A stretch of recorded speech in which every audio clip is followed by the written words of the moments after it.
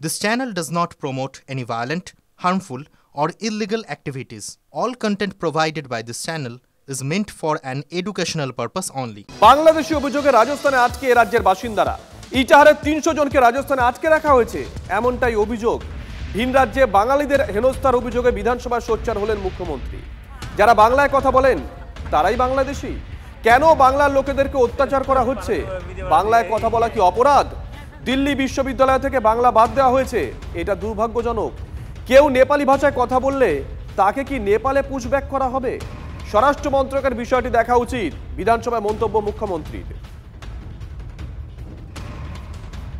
300-400 people are stuck up in a bhavani because they said you are Bangladeshi. They are not Bangladeshi.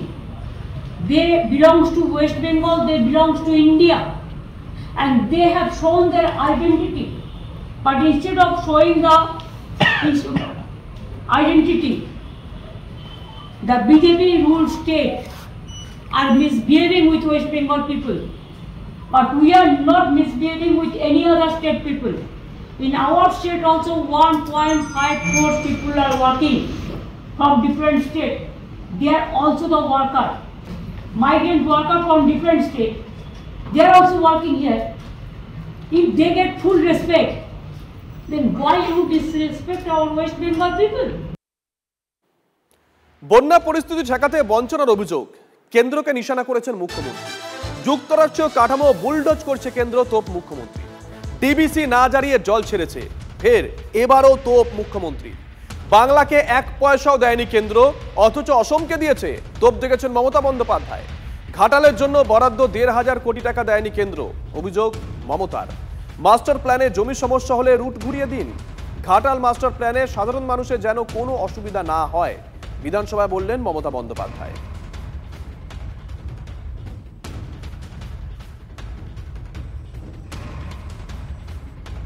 Ghatal master প্ল্যানটা আসলে তৃণমূল বা দেবের master plan. ও বলেছিল এইবারের মধ্যে না হলে আর আমি প্রচার করতে আসবো না। ও সামনে 4 বছর বাদে ওর রাজনৈতিক অস্তিত্ব বলে কিছু থাকবে না। হ্যাঁ, আর ওর প্রচার করারও কোনো জায়গা নেই।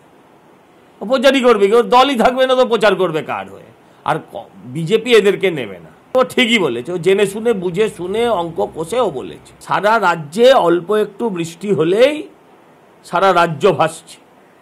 আপনি রাজ্যের কথা ছেড়ে দিন না, কলকাতা মেট্রোপলিটন সিটি পশ্চিম ভারতবর্ষের অন্যতম 5টা শহরের একটা শহর। এই শহরে 1 ঘন্টার যদি ঝেপে বৃষ্টি হয়, নৌকো নামাতে হয়। পাশাপাশি বিধানসভায় বেনজির ধুন্ধুমার কাণ্ডে মুখ্যমন্ত্রী নিশানায় বিজেপি। যারা বিধানসভার কর্মীদেরকে মারলেন তারাই থানায় এফআইআর করলেন। সবার ক্ষেত্রে একই নিয়ম, স্পিকার খতিয়ে দেখে ব্যবস্থা নিন। কেউ ভাষণ দিয়ে চলে যাবে, অন্যের কথা শুনবে না, এটা হবে না। নাম না করে বিজেপি বিধায়কদের আক্রমণ করেছেন মুখ্যমন্ত্রী। অভিযোগ খতিয়ে দেখে পদক্ষেপের হুঁশিয়ারি স্পিকারের।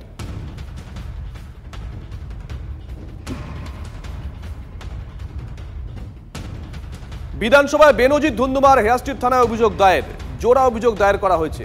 মার্শালের বিরুদ্ধে অভিযোগ দায়ের বিজেপির, পাল্টা বিজেপির বিধায়কদের বিরুদ্ধে অভিযোগ বিধানসভার নিরাপত্তা কর্মীদের। পুলিশের মতন তদন্ত করবে, আমি আলাদা তদন্ত করব, মন্তব্য করেছেন স্পিকার। তদন্ত তো নিশ্চয়ই করবো, যখন আমার কাছে অভিযোগ এসছে আমাকে তদন্ত করতেই হবে। পুলিশের কাছে কি এফআইআর করেছে আমি এখনও জানি না, তবে আমার কাছে একটা কমপ্লেন এসেছে, সেই কমপ্লেনের একটা কপি থানায় ওরা ফরওয়ার্ড করে দিয়েছে এবং এই ব্যাপারে পুলিশও এসেছিল ওদের সাথে জিজ্ঞাসাবাদ করার জন্য। ওরা প্রিলিমিনারি যাতে কথা বলে চলে গেছে। আমার লেভেল থেকে তদন্ত যেটা আমি করবো সেটা আমাদের বিধানসভা লেভেলের আলাদা তদন্ত হবে। এদিকে বিধানসভা অধিবেশনের শেষ দিনও বয়কট করলো বিজেপি। 4 বিধায়ককে সাসপেন্ডের প্রতিবাদ বিজেপির। বিধানসভায় থাকলেও অধিবেশনে যোগ দিলেন না বিজেপি বিধায়করা। বিধানসভার গাড়ি বারান্দায় বিজেপির বিক্ষোভ।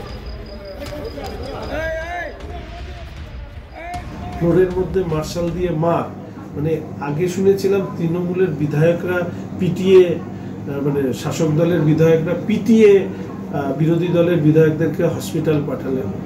ওনাদের এখন যাই না শারীরিক কারণে না কি বলতে পারবো না। এবার স্পিকার সাহেবের অনুগত বাহিনী তারা হচ্ছে এবার বিরোধী বিধায়কদেরকে পেটানোর দায়িত্ব নিয়েছে। ফলে এই বিরোধী বিধায়কদেরকে পেটানো, 4 জন এমএলএকে অনৈতিকভাবে সাসপেন্ড, এর জন্যই আজকে আমরা সদন থেকে বহিষ্কার করছি। দীঘা জগন্নাথ মন্দিরে রথ টানবেন মুখ্যমন্ত্রী। কালই দীঘা রওনা হতে পারেন মমতা বন্দ্যোপাধ্যায়। রথযাত্রা উপলক্ষে দীঘা জুড়ে কড়া নিরাপত্তা। এবারই প্রথম রথ বেরোচ্ছে দীঘার মন্দির থেকে। মুখ্যমন্ত্রী যেদিনকে ঘোষণা করেছিলেন যে কবে উদ্বোধন হবে এই জগন্নাথ মন্দিরে, সেদিনকে ঘোষণা করেছিলেন যে এবার রথযাত্রাতেও রথ বেরোবে। সেই মোতাবেক একেবারে শেষ মুহূর্তের প্রস্তুতি তুঙ্গে। প্রায় 10 মাসের বেশি সময় ধরে বন্ধ জল জীবন মিশনের টাকা। বকেয়া টাকা না পেয়ে কাজ বন্ধ ঠিকাদারদের। তারা অভিযোগ করছেন শুধুমাত্র বাঁকুড়া জেলাতেই বকেয়া প্রায় 350 কোটি টাকা। কাজ বন্ধ হয়ে যাওয়ায় জেলা জুড়ে জল সরবরাহ ব্যাহতের আশঙ্কা। বকেয়া টাকা না পাওয়া পর্যন্ত কাজ শুরু করবেন না, এমনটা হুঁশিয়ারি দিয়েছেন ঠিকাদাররা। জনস্বাস্থ্য কারিগরি দপ্তর অবশ্য দাবি করছে ঠিকাদারদের দাবি করা বকেয়া অঙ্কের পরিমাণ ঠিক নয়। জল জীবন মিশন প্রকল্পে 90 কোটি টাকার মতন বকেয়া রয়েছে। কেন্দ্র গত বছর অক্টোবর থেকে টাকা না দেওয়াতে এই সমস্যা, এমনটাই দাবি করা হয়েছে রাজ্যের তরফ থেকে। আমাদের আগস্ট মাসের পর থেকে যে সমস্ত প্রকল্প কাজ আমাদের সমস্ত ঠিকাদাররা করেছে, তো সেই টাকা আজও অবধি পেমেন্ট হয়নি। ফলে আমাদের এই এত হিউজ পরিমাণ যে টাকা পড়ে আছে, এতে অনেকে ব্যাংকের লোন অসুবিধা, কেউ পার্সোনাল লোন নিচ্ছে। এই প্রেশার না নেওয়ার জন্য আমাদের তারা হার্ট স্ট্রোকে মারাও গেছে অলরেডি 4 জন। আমরা দীর্ঘদিন ধরে সরকারকে এবং ঊর্ধ্বতন কর্তৃপক্ষকে জানিয়েছি, এই ব্যাপারে তারা কোনো অদ্যাবধি কোনো সুরাহা করতে পারেনি। সেই কারণে আমরা আজকে অবস্থান বিক্ষোভে সামিল হয়েছি। আমাদের কাজের প্রচুর টাকা বাকি আছে। আমরা জেজেএমএর পাবো আমরা 225 কোটি টাকা, ইলেকশনে পাবো 65 কোটি টাকা, আর মেইনটেনেন্সে মোটামুটি 75 কোটি টাকা। কন্ট্রাক্টরদের পেমেন্ট ডিসবার্স করতে পারছি না অক্টোবর মাসের পর থেকে, মানে আমরা ফান্ড পাইনি। কিন্তু যে ফান্ড আমাদের ছিল অক্টোবর, নভেম্বর, ডিসেম্বর অবধিও আমরা পেমেন্ট করেছি। তারপরে অক্টোবর থেকে সেন্ট্রাল গভর্নমেন্টের ফান্ড না পাওয়ার জন্য আস্তে আস্তে গ্র্যাজুয়ালি পেমেন্ট বন্ধ হয়ে গেছে। তো আজকের ডেটে কন্ট্রাক্টরদের পেমেন্ট 225 কোটি নয়, জেজেএম এর হেডে হয়তো 90 কোটি টাকা এই জেলার জন্য বাকি আছে এখন।